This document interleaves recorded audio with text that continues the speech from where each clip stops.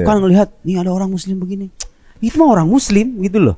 Bukan agamanya ya. Bukan agamanya. Tapi gitu sekarang yang jadi masalah adalah di dunia sosial media seperti sekarang memang ada beberapa sifat ya. Orang tuh lebih tertarik dengan FOMO jatuhnya. Iya. Jangan sampai kita juga meluk agama kita juga FOMO juga gitu.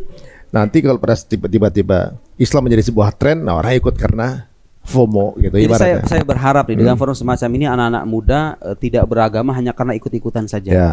Tapi Anda benar-benar membuka nalar Anda untuk melihat ini agama saya, dan Anda bangga menjadi seorang muslim karena agama Anda ini gak mengenal dogma gitu loh. Gak mengenal istilah ini benar, udah jangan pikirin buktinya apa, jangan tanyain lagi. Gak ada mas pertanyaan terlarang itu. Ini saya di buku itu tuh saya merekam pertanyaan-pertanyaan yang selama ini kata orang-orang terlarang itu. Kayak pertanyaan Mas Ari itu.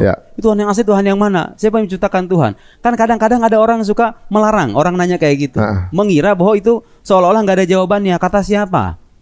Justru itu kalau Anda lihat cek-cek kitab-kitab yang ditulis oleh para sarjana muslim, bahkan ada satu buku khusus mas, yang kayak tadi tuh. Saya tadi ngejawab dengan pertanyaan sederhana banget, jawab sederhana banget kan. Ada satu buku khusus judulnya itu Faman Khalaqallah, ratusan halaman.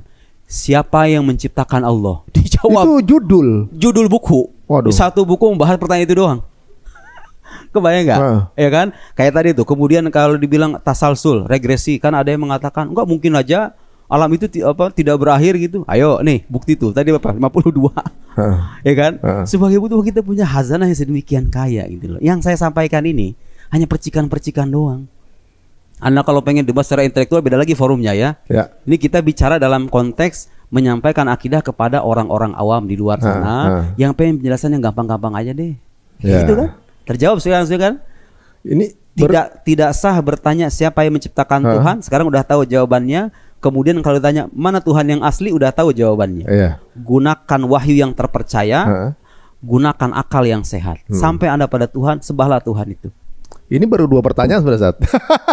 Iya, makanya bisa dikupas banyak kan? Baru 2 pertanyaan aja sudah udah panjang begini. Jadi ibaratnya kita kulitin. Bahkan ini kalau mau lebih dalam lagi pun bisa ya. Tapi mungkin kita akan gunakan forum yang lain.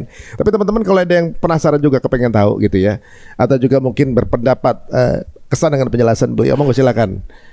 Silakan boleh angkat tangan, boleh. Habib juga ada nggak? Habib udah pulang? Oh, ya. Monggo silakan. Siapa yang mau nanya? Nih mau nanya nih. Ini di belakang nih ada nih. Fadhal. Izin bertanya, mungkin saya alhamdulillah baru wisuda ya kemarin beberapa sebulan. Dari mana? UMS. Solo. Muhammad Solo ya? Ya, Surakarta. Namanya siapa? Haidar. Ya betul. Ya, jadi mungkin saya menemukan banyak beberapa aktivis mahasiswa, khususnya yang mungkin bergerak di bidang agama ya. Dan banyak dari mereka pun yang mungkin senang untuk mempelajari berkaitan dengan masalah universal.